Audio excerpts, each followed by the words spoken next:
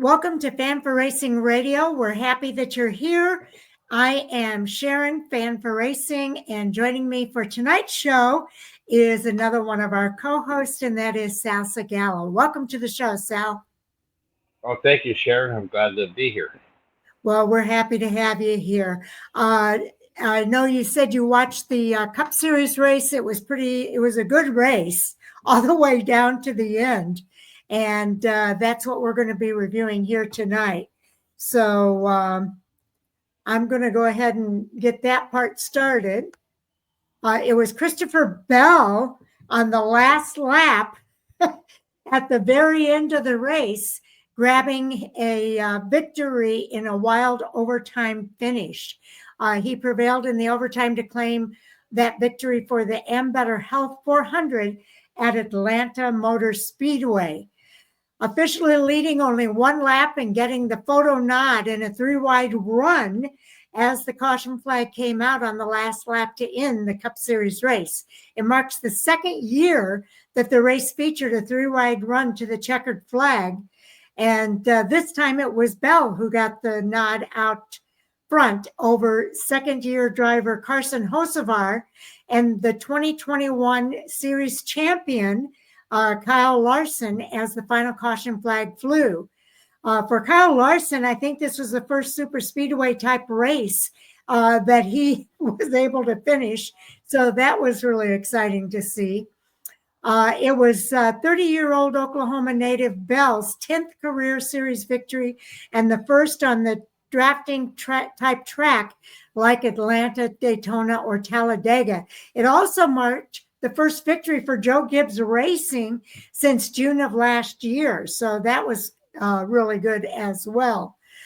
Of course, it's the first win for Bell this year. Carson Hocevar came in second, and Kyle Larson was the pole sitter coming in third place.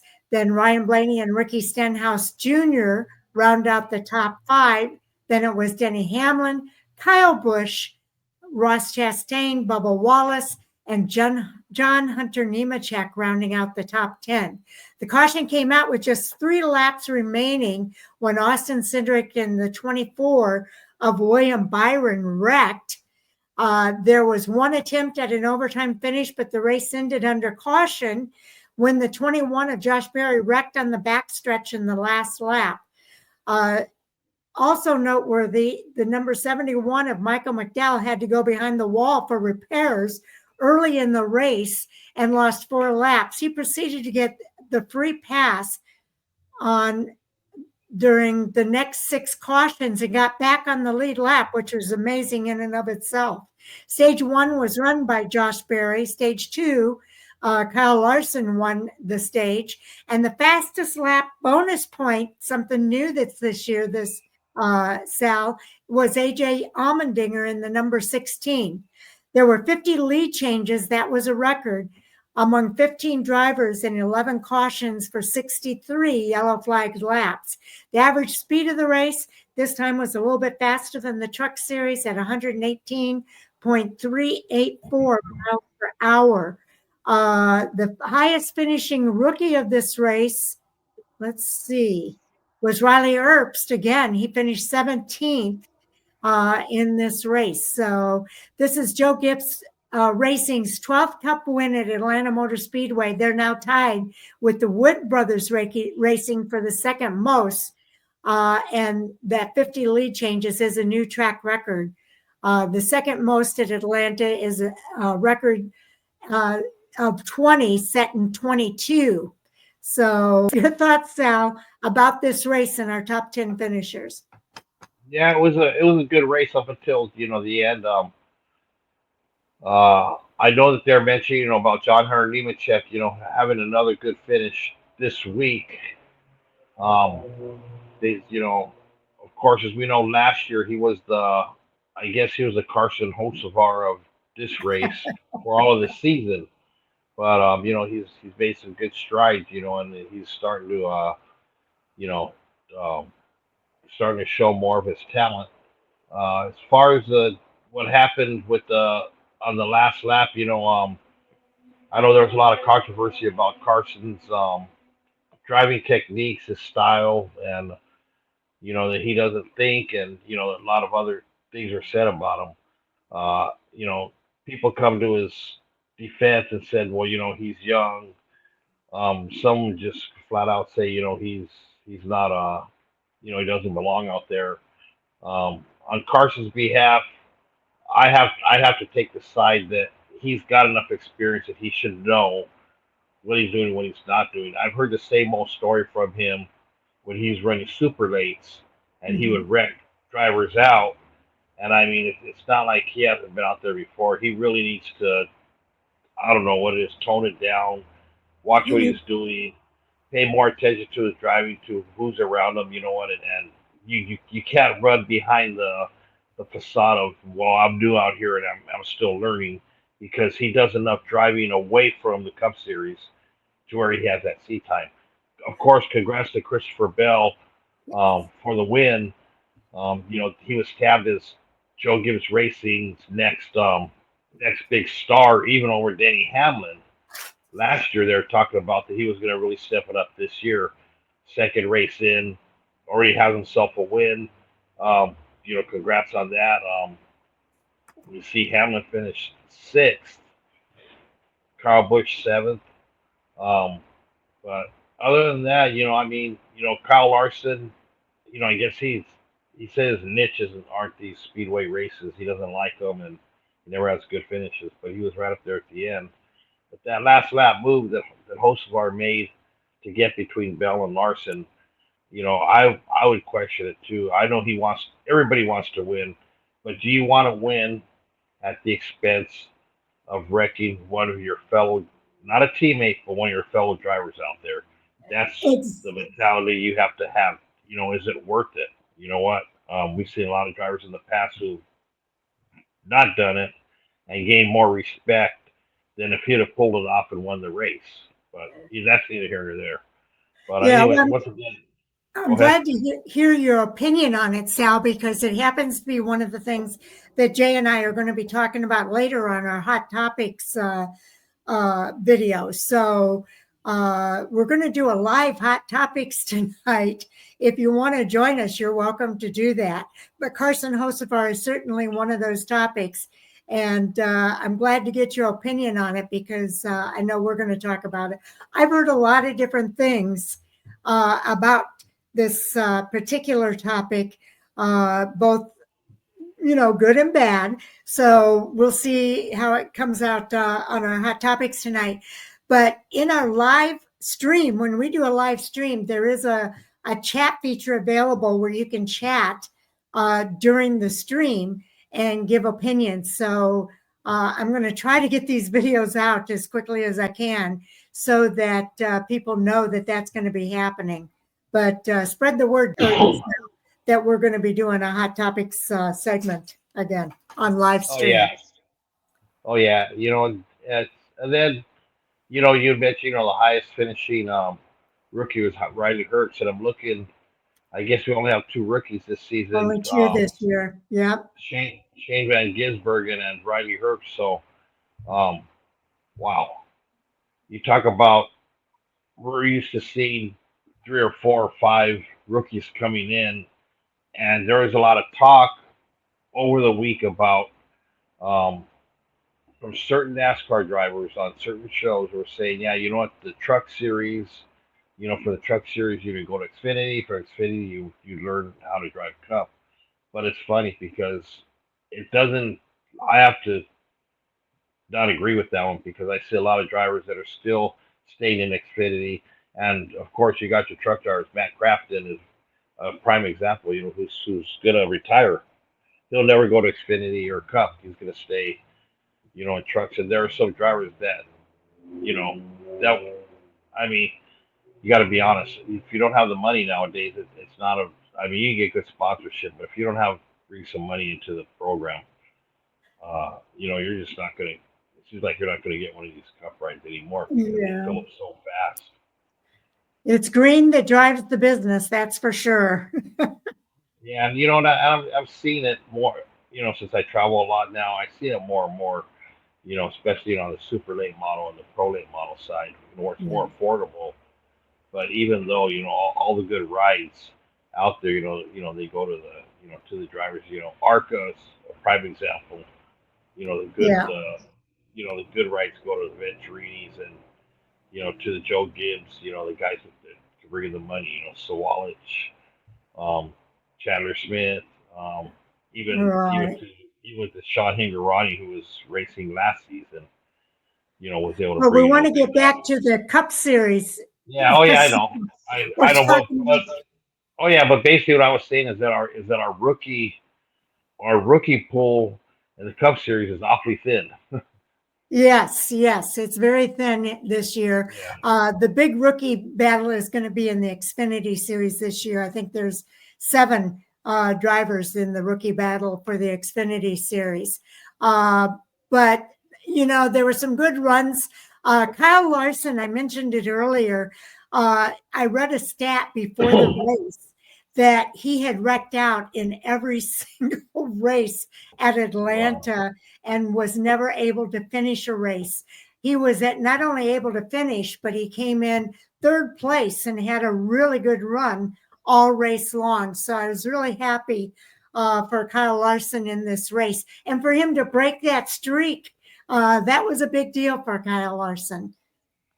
Oh yeah. I mean, it had to be. Especially being on the team. Having Jeff Gordon. As your you know around the shop and talk with all the drivers. I mean, how many conversations you got to think has Jeff Gordon had with Kyle Larson? About racing. These types of super speedway races. I know Jimmy Johnson's not there anymore. He moved on, but you got to think Jeff Gordon because Jeff Gordon has himself a few Daytona 500 wins, and Jeff Gordon knew how to race these kinds of races. And Kyle Larson, he can race anything and win in.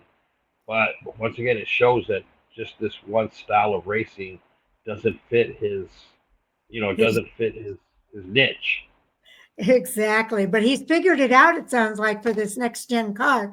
I also read a stat that the driver with the best driver rating in the next gen car is Ryan Blaney. Ryan Blaney has done really well with the next gen car. He has, he's come around. I mean, he's come around a lot in his driving. I mean, we've seen him, you know, improve, even to the point, to where I think it scares Joey Logano, and he thinks, hey, you know what? I think Ryan Blaney is going to be the next Joey Logano, because And I the know next there's best been, friend. yeah, there's been little talks between Joey and Ryan, where they're even though they're teammates, where they kind of in the sense where they didn't get along.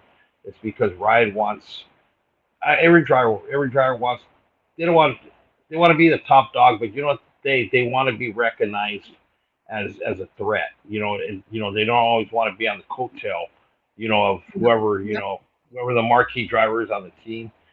They always want to be, you know, standing next to them instead of standing behind them or to the side. Absolutely. Let's talk about some of the drivers that didn't have a good day, Sal, because there were quite a few here, mainly because of accidents. And we always expect accidents on the super speedways or the fast tracks like Atlanta Motor Speedway. Brad Keselowski and Corey LaJoy were 2 of the first ones out on lap 49 due to an accident. On lap 183, there were a lot of them. 1, 2, 3, 4, 5 drivers out because of an accident on lap 183. And that's the one that took out last year's winner, Daniel Suarez, as well as Noah Gregson, Cody Ware, Cole Custer, and JJ Yaley, all out, along with last year's race winner, Daniel Suarez, on that lap 183 wreck. So that was kind of unfortunate. And then on lap 201, we had another driver out. Ty Gibbs took a spin, and he ended up out of the race on lap 201. Of course, the lap went 266 laps for the day. So it ended under caution. So there was no margin of victory. But any thoughts there, Sal? You know, I expected a better start for Ty Gibbs this year. Um, he's always been on my radar. As a driver, who's going to eventually be a champion. Win a lot of races. He came close last year a lot. Um, some of the other drivers, like you look at like Cody Ware, JJ Yaley, Corey LaHoy. You look at the teams they're driving on. I mean, you know, I know they say any driver can win on every given weekend, but I mean, you have to be realistic, and you have your like your A group, your B group, your C Yeah. group. Yeah. So you got to kind of unless they have they roll off 4, 5, 6, 7, top fives in a row or something like that. You kind of give them keep them in those groups. But Ty Gibbs was the one I really had high expectations for. I still have high expectations for him. Oh, I Brad think so Keselowski, too. yeah, and Brad, Brad's going to get his. You know what? He got caught up, in a wreck early. But I mean, eventually Brad will get his. He's always, the cream always rises to the top. You know, um, it's going to be hard for Noah because I don't think FRM really has the team to compete for a championship or for a bunch of wins. The way a lot of people are looking at the team, that's just so. Of course, that's just my opinion. Another one would be Riley Herbst with 2311 Racing. I mean, when you look at what Bubba Wallace has done, he really hasn't shown much, with that team. But yeah, you look at Tyler Reddick, and Tyler Reddick he's just a He's done a talent. lot. Oh, Yeah. he's an amazing Tyler Reddick's an amazing talent. Well, the key is being able to race on different types of tracks and being good on all the different types of tracks. And I think that's where Riley's going to have an edge over Bubba Wallace because Bubba is really good on the super speedways. He's shown some signs of improvement, but he needs to improve a little bit more. As far as Daniel Suarez, I felt so bad for him. I think the weather played a role. He said his car he just didn't have the car that he had last year this year, and I think the difference in the temperature made a big difference for him because he was part of that three wide record breaking finish that we saw last year in this race between him, let's see, it was Daniel Suarez, Kyle Busch, and Ryan Blaney, and Daniel came out on top there. I kind of thought he was going to come back and do well again this year, but the cooler track made a difference for some of these drivers. Yeah, you know what, and I also think losing a team owner. I don't know how involved he was, but I think also losing a Oh, team owner. Pitbull. Yeah. Yeah, Pitbull, could have had some kind of effect on it. Mm-hmm. You start thinking as a driver, hey, we lost, you know, a, not only a team owner, but we lost a chunk of money coming in for R&D that we need, that all the Yeah, that's teams a good need. point. So I mean, are we going to have the same R&D that we had without them? Is that going to be one of the areas that they're going to have to cut? Because now we don't have his money coming in. It'd be the same with 2311 if Michael Jordan left. Is there any way that Denny Hamlin could fund that whole team, and keep it competitive, or would they have to close up shop? Right. Somewhat in a way, I know there's a lot of stuff said about Stewart Haas Racing, but with Tony Stewart leaving, you got to kind of think, sure, Gene Haas has all the money in the world. He could we see what I don't need Tony Stewart. I'll keep the team going, with my own money. And still kept everything going. Not And he did. all He's these. got a Haas factory team now. Oh yeah, and but not all these teams have a Gene Haas, behind them. No, Yeah. they don't have the $1 billion owner. That's why I Right. said like on 2311, if Michael Jordan left, would Hamlin be able to still keep the team the way it is because Jordan's the $1 billion owner, who's Right. involved with the team. So you got to True. kind of wonder.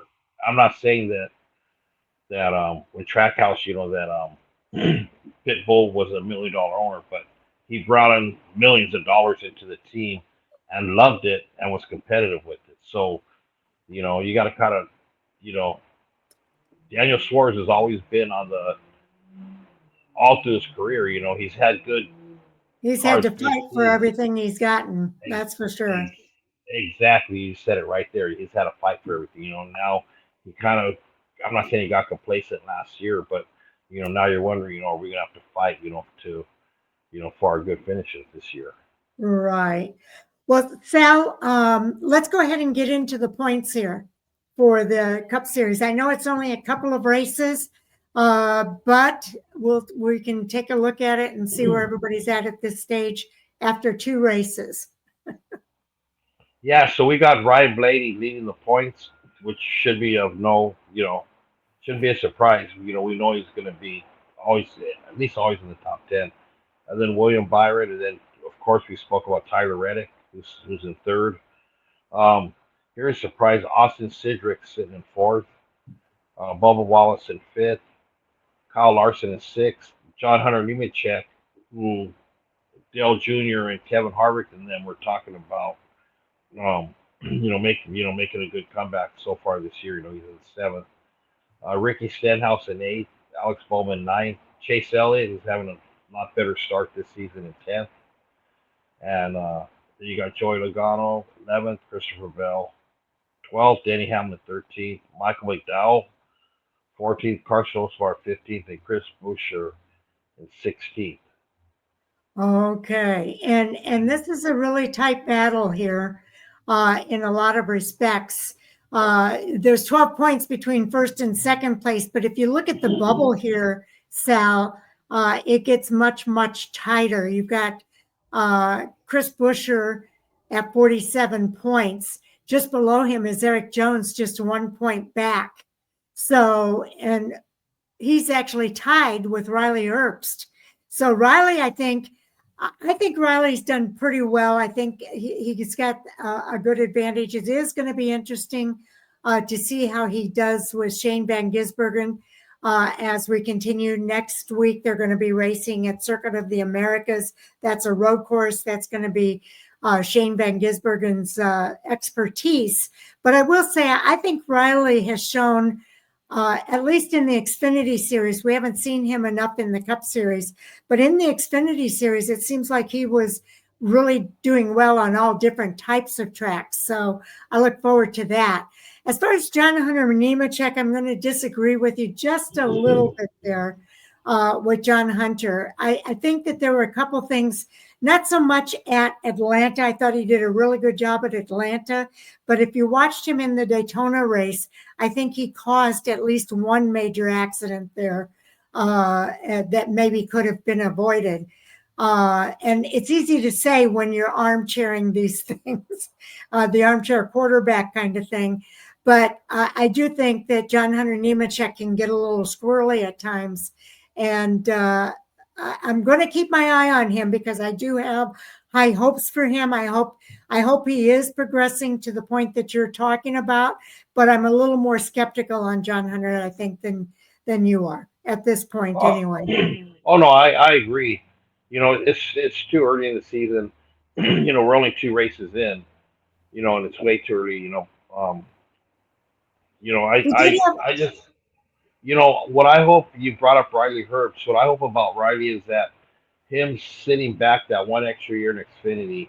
I hope it's going to show this year. Now that he's in Cup, yes. he could have probably outbid Noah Gregson for any ride since Troy has more money than Scott. But I think with him saying I'm going to stay one extra year in Xfinity to learn more, let's see, if how well that's going to play out this year. As far as the Rookie of the Year, I don't see Shane Van Gisbergen coming close to, to being that Rookie of the Year. I think Riley's going to run away with it. Shane just doesn't have the. I I know there's a lot of people that are high on him, but you can't be high on a guy that only does good on a road course and can't race ovals, especially Yeah, when you start talking about the mile and a halfs, which are really, you know, which are really technical because now your crew chief comes into play on the pit strategies more than on the super speedways and on the well, now we only have 1 2 mile track in Michigan. We used to have Auto Club, but even on the 1 mile at Phoenix, because you know all these drivers can race those in Bristol and the small tracks, but the mile and a half is where the crew chiefs really have to brainstorm, put together good program for the day, as far as pit stops and how they do things. But I really Again, hope Ronnie, I really hope Ronnie shows his true colors and yes. why sat out that extra Yeah, year. I'm going to meet you in the middle on that one. I do think Riley has a really good chance at going after this Rookie of the Year title. But I do think that Shane Van Gisbergen has shown some signs. He's had some top 10, top 5 finishes in oval tracks recently. I have to go back to last season to say recently, but I think that we will. I know that the Cup car, though, is very different than the Xfinity Series car. So I want to see a little more time with him. I know on the super speedways, he was up there in the top 10 a few times. I want to see how he does as we continue on with the season with the Gen 6 car, because it is a very different car than what the Xfinity Series car is. And that's going to be the true test of time for both of those drivers. But I agree. I kind of give Riley the edge on it, but I think it's going to be tighter than most people think. I think Yeah, Shane Van Gisbergen has been a quick study in the Xfinity series, and depending on how well he does with adjusting to the Gen 6 car, I think he has the potential to be a quick study in this Cup series as well. I just think he doesn't have enough experience. He should have stayed in Xfinity. Maybe does some time in trucks. Even does some more time in ARCA. In my opinion, he moved up too quick, and I know it's because who he is And his and the age. and the age, the series he comes from. But you know what? Look at how awful Helio Castro Neves did at Daytona, and yet Oh, Helio is IndyCar champion. I mean, Helio has all the accolades. yeah, I wish Elio would have done a first race on a 1.5 mile track or something, or even a road course. I would have rather seen him at Coda Oh yeah, first than I would Daytona. rather I'd rather seen him at Phoenix coming up, on a mile track, But Yeah. everybody they want that super speedway, they want that Daytona feeling, which is fine. I mean, you know what? Um, but even you know, I don't know. It's going to be tough. The driver that I'm really watching is I want to see how fast Chase Briscoe can get out of the dungeon. Oh man, he is He picked buried up right now. he picked up 16 points yesterday in yesterday's race, and now he's a minus 51. Yeah, yeah. So Poor Chase Briscoe. That penalty really hurt him bad. And that's to me, that was a first year Gen 6 car lesson for most of the crew chiefs.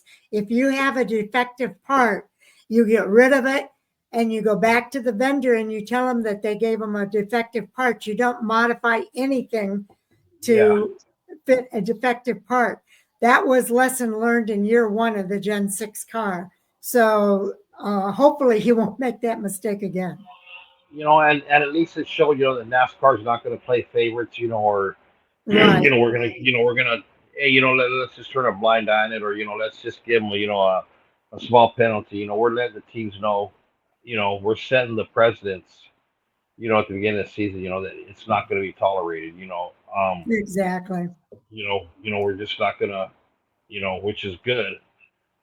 You know, um, it's just sad that it happened at the beginning of the season. But at least it gives them, uh, what, how many more races does he have left? At least he got 30, uh, 20 something more races left to get out, of the hole and possibly make a run at, making the chase, grab a win and get to the top 30 in points, and and try to make a run and save somewhat save the season. Yes, I agree. Okay, just to kind of look at some of the news stories in the Cup Series specifically, I see that the Clash is expected to return to Bowman Gray in 2026. I think that's good news. It was a big success this year, I think, at Bowman Gray. So I think it'll probably be there for 3 years. So I think that'll be good. We already talked about Kyle Larson's career best finish on a super speedway at Atlanta this weekend. That was really good for him. Chipotle signs a deal with Ryan Blaney. So that was good news. Steve Phelps is saying it looks like we are going to get a new manufacturer. I think they're going to stair step that manufacturer into the National Top 3 series, starting with the Truck Series in 2026, is what the rumor mill is saying at this point, with maybe later dates for future entries. Let's see. Joy Logano. Go ahead, Sal. Then Corey Heim. Yeah, it's a Truck Series story. Yeah, he signed the developmental deal with 2311 Racing. So I guess when Corey Heim finishes his truck deal with Tricon, you can almost expect him, probably maybe move into Xfinity and he's going to be driving a few races this year for 2311. You'll probably see him as one of the next. Looks like Michael Jordan and Danny Hamlin are already looking to the future. They're building the bench. Yeah, you never know. I mean, maybe Bubba has outlived his welcome there. They're just getting ready in case. Well, we'll see what happens this season. Also, Joey Logano now has the longest streak for Cup Series starts, with Martin Truex Jr. leaving. We've got Joey Logano now with the longest start streak of all the Cup Series drivers. So, any thoughts about that? I mean, it's amazing. I didn't think he'd been around that long.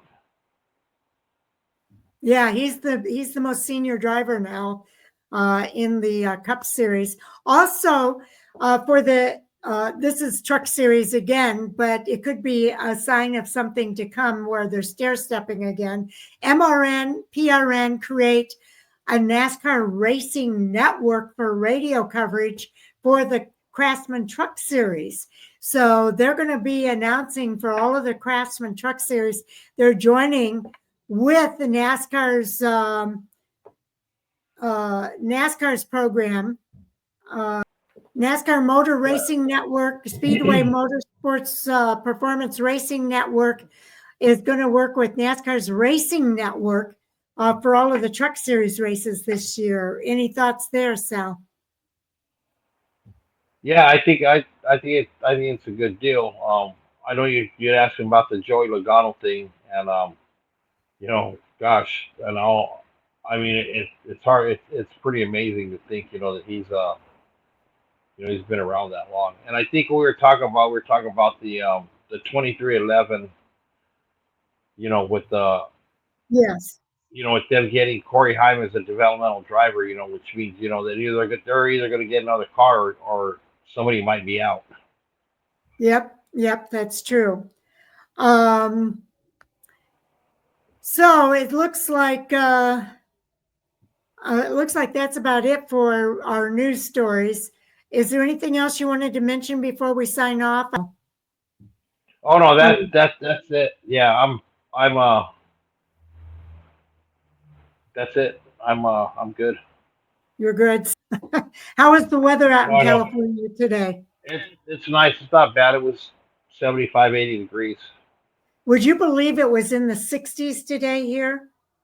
Last week we were sub-zero. This week we're in the 60s. It's just crazy. Wow, that is crazy.